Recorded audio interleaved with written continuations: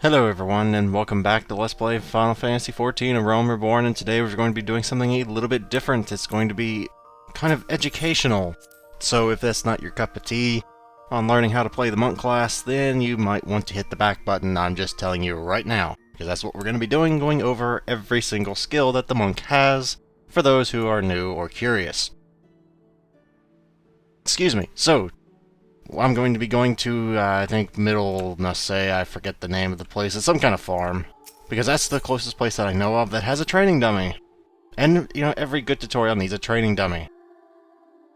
Now, you might also notice that Barak, you look completely different. What's going on? Yeah. As of 3.0, I think it's 3.0,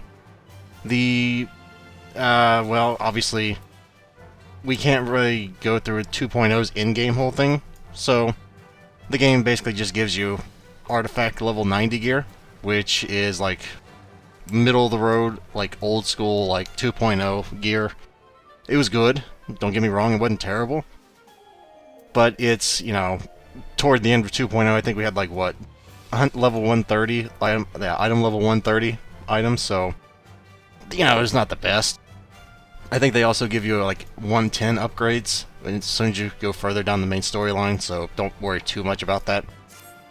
But for those who are more interested in, say, you know, the monk class, and have no idea what any of these buttons even are, or what any of them do, or anything like that, that's why we're here, because it's a lot prettier than sitting in my room in fricking Limbs of Lamensa. Okay, so, tutorial mode time with Barak. Number 1. Don't forget your buffs. That's kind of like the one rule of monks, don't forget that. Okay, so monks follow a very simple rule set, but it's also one of the more complex if you are not quick thinking on your feet. Now, they have different stances. There are well, I guess there's 4 technical stances, but there's 3 actual. And that is your Oppo Oppo form, your Raptor form, and your Quarrel form. Now, Bootshine, Dragon Kick, and Armor Destroyer all change you to Raptor form.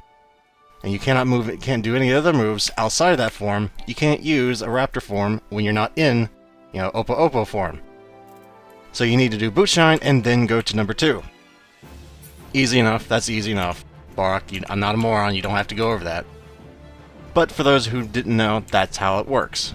Now, all the other stuff is, besides, you know, 1, 2, 3, I think that's, yeah, all this stuff's pretty self-explanatory. The other stuff, like, say, Howling Fist, or Touch of Death, or any of the... I can't believe I'm still in combat with that thing, I guess I gotta go further away. Anyway, you know, all this other stuff, most of this is off global cooldown. Internal Release, Blood for Blood, that is off the global cooldown. Now, what does that mean, off global cooldown? I'll show you. Okay, normally you're kind of... I don't want to say shackled, but you're kind of, you know... There's a rule that you can't go do more than 1 global cooldown per global cooldown. Off global cooldown means that if I so wished, I could just go... There you go, you weave it in.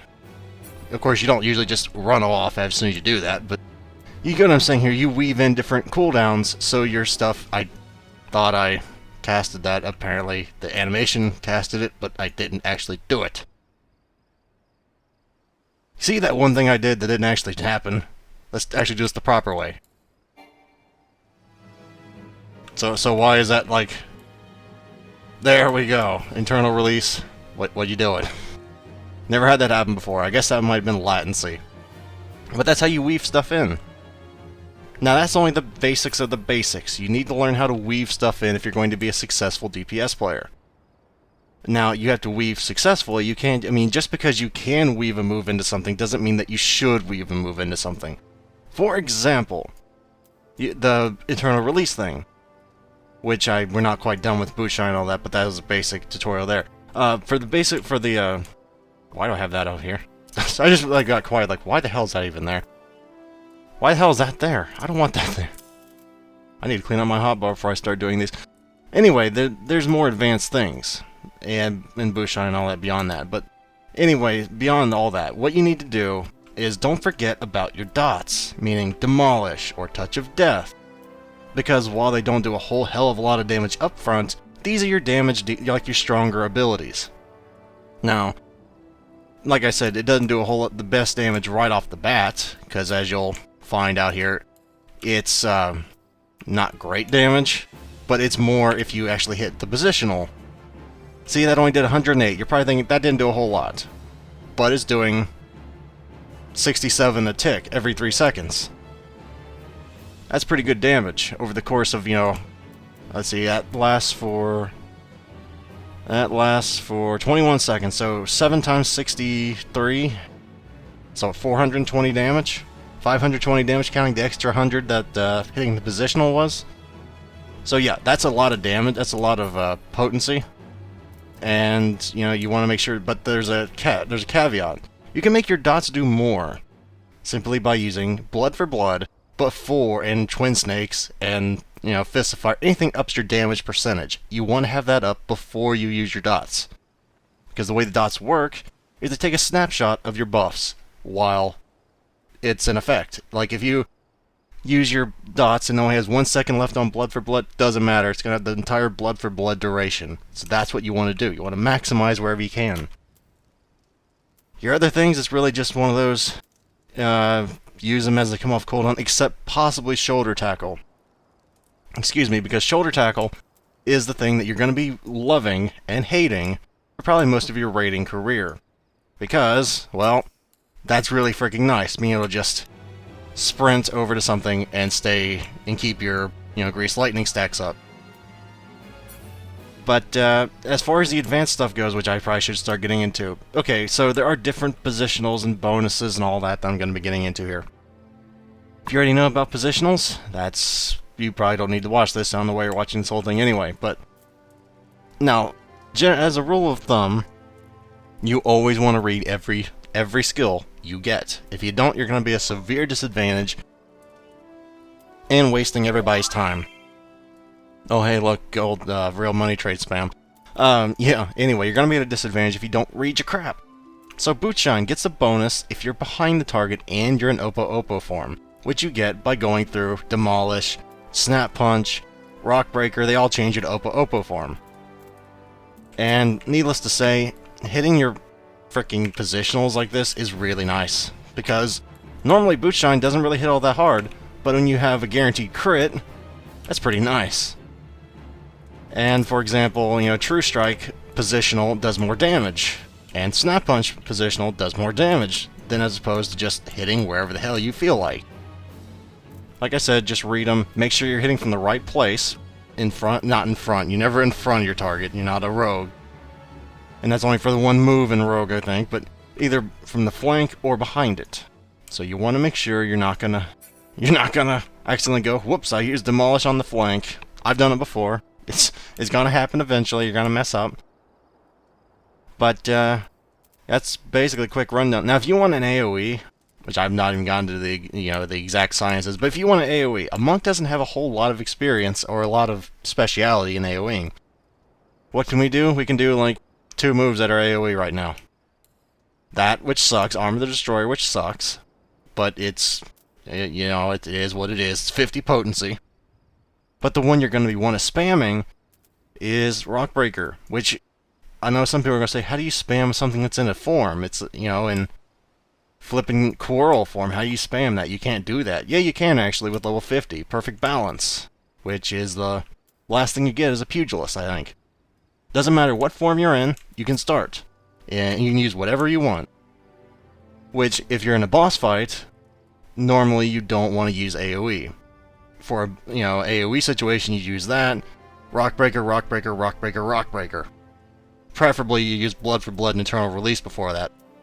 But for a boss opening, that really just bypasses your rev up time. You know, where you're getting 2 to 3 stacks of Grease Lightning. So you can just get right into the power mode. For example, I'm going to try my opening here. I'm going to get quiet because I suck in remembering things, but I'm going to try and use my opening here. And I don't hold a whole lot of hope for it.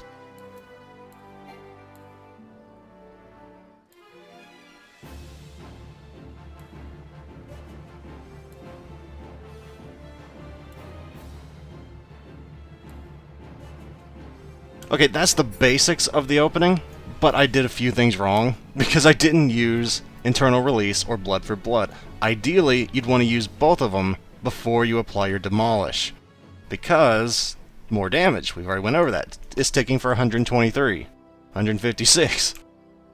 So, I mean, that's just the opening. I use Perfect Balance, Snap, Snap, Dragon Kick, and then Twin Snakes, and then Demolish, Touch of Death. Throw in buffs when you have them, like I didn't. And that's that's the only thing I've come up with, but I've only been playing at 50 for a day. So, you know, keep that in mind. I'm a new player still. But that's just the rotation I use, like the opener I use. Now, you can throw in all your other stuff. Like, I'd probably throw in Steel Peak, but I probably would not throw in Shoulder Tackle, because I don't know the fight yet. Shoulder Tackle is really useful for those fights where you just kind of lose your stacks, or if you have to move a lot during the battle, that's really useful. Now, Dragon Kick is something I haven't really went over, because it's another, I think this is the Monk, wrong thing. I think that's the Monk level 50, yeah. The big thing about Dragon Kick is its Oppo form bonus. It does the same amount of damage as Boot Shine, except it doesn't crit, but what it does do is give your target reduced blunt resistance, which is what you use, so you do more damage after you use it for 15 seconds. Yeah, the int debuff doesn't hurt either. This is immensely useful, as should be obvious. So yeah, you always want to keep that up. Basically, as a monk at 50, what you want to do is keep Dragon Kick on the target. You want to have Twin Snakes up on yourself. You want to have Fists of Fire if applicable, or possibly even Earth if you're in a really bad AoE situation. And then use your Steel Peak off cooldown unless there's something you need to stun. Don't just willy-nilly stun, because that can turn the boss stun immune if you need to stun something. And Shoulder Tackle to make sure you can get back into the action, and use Blood for Blood when you know there's no outgoing damage, because Blood for Blood is another ability you probably really should know if you're not aware of it. Increase your damage dealt, but it also takes the damage you suffer and adds 25%. So you do more damage, but you take more damage, hence Blood for Blood. And yeah, you don't want to get yourself killed doing Blood for Blood at a bad time. I've done that before. You feel stupid when it happens. Or at least I do. And everything else, it's just read your fricking tooltips. I've explained everything else. Just make sure you know what your positionals are on each move. Some of them aren't, and some of them don't have a positional, like Haymaker doesn't have a positional. You know, Howling Fist doesn't have a positional. Howling Fist is just an off-global cooldown you can use whenever you want. Doesn't hit terribly hard, but, you know, it's better than nothing. Add that with Blood for Blood, and you'd have another 38 damage on that thing. I mean, 400 something it just turned into if you do that. So basically, at 50, DPSing is kind of a science. I've heard the saying that, oh crap, what was it? Tanking is a job, DPSing is a science, and healing is an art. That's the saying I've heard of. And it rings true, mostly, as a DPS player, because you know, you gotta know your rotation. You gotta know what your moves do at any given point in the fight. Beyond that, Internal Release, for those who don't know, is 30% crit rate for a traded monk. I think otherwise it's just 10% crit, but for me it's 30 because of my trait. Yeah, 30%. And my cross-class skills are nothing amazing. It was basically either Keen Flurry or Feint, because I'm not using Fracture or Skull Sunder. Now there is one thing I will say, that if you're going to play a monk at 50 and above, what you should really do is get Blood for Blood and Invigorate.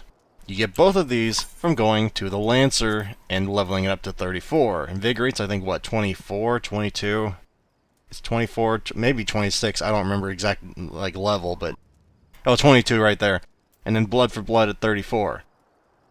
Invigorate is, well, it's the TP restorative, restores 400 or 500 if you're a Dragoon. And for very long fights, you're going to need that, because we blow through TP very quickly. Especially with skill speed on our weapons and our stats, which I have plenty of. Well, I thought I had plenty of it. I have 454, I don't know if that's a lot or not, but I have a decent amount of it. So I think my global cooldown's like, what, 1.9 seconds, maybe 2 seconds at this point, so you know, I lose TP pretty fast. I never did this before. Oh well, anyway. And everything else, like over here, is PvP abilities I've not used yet. I probably should, but I haven't yet. But everything else is pretty self-explanatory. I know everybody's probably not going to remember all of that. But that's the basics of DPSing at level 50. This is the very, very basics, because I'm still learning myself. I think last someone told me, and this was one of the weirdest things I've ever had, but apparently I was hitting about 340. 340 DPS. And that's with this weapon, Mithrite Potus, which I think is like an equivalent to like an item level 90 weapon. I was hitting about 345 DPS. That's just hearsay. I don't know if that person's parser was correct. I don't know that. But that's what they said it was. And I don't know if that's good. It doesn't sound very good, 300 something. But, you know, that might just be me having a, be giving myself a hard time. Oh, excuse me, but that's basically it. Oh, right, I forgot my hotbar. I was going to explain why I set crap up on my hotbar like I have. I'm not going to explain all of this. This is pretty self-explanatory. 1, 2, 3, and then add left or right mouse click for this. Well, not mouse click. I have a Razer Naga that I can have the mouse wheel go left or right, and I set the control and alt. But the point here is this bar right here. That a lot of people probably go, what the hell's the point of this bar? Like, you have all these already mapped. What is the point of this? The point of this is so I can see when they come off cooldown a lot easier, so I don't have to glance all the way down here. Because you're going to lose a fair amount of DPS if you're not using these off cooldown, if applicable, in the fight at hand. So, that's just one of those things. Everything else is just, this is the way my, Naga's buttons are set up. And that's control, and this is alt. So, that's pretty self-explanatory. Next, we're going to do Cape Westwind, because I want to get my main story stuff done, at least a little bit. I know I should be going to Sunken Temple of Karn and the other place, but to be honest, I just don't quite feel like doing it. So I'll do it later, but I don't feel like doing it right now. But that's the end of the level 50 Monk DPS overview, if you will, video. So, thank you guys very much for watching. I know this was a little bit short of a video, but I wanted to explain for the people who had no idea what any of my abilities did, and were just kind of like, I don't know what's going on. Please explain to me what some of your moves even do. So, yep, thank you guys very much for watching. Hopefully you enjoyed this in some way, shape, or form, and hopefully I shall see you out in the Eorzea. Farewell, everyone, until next time.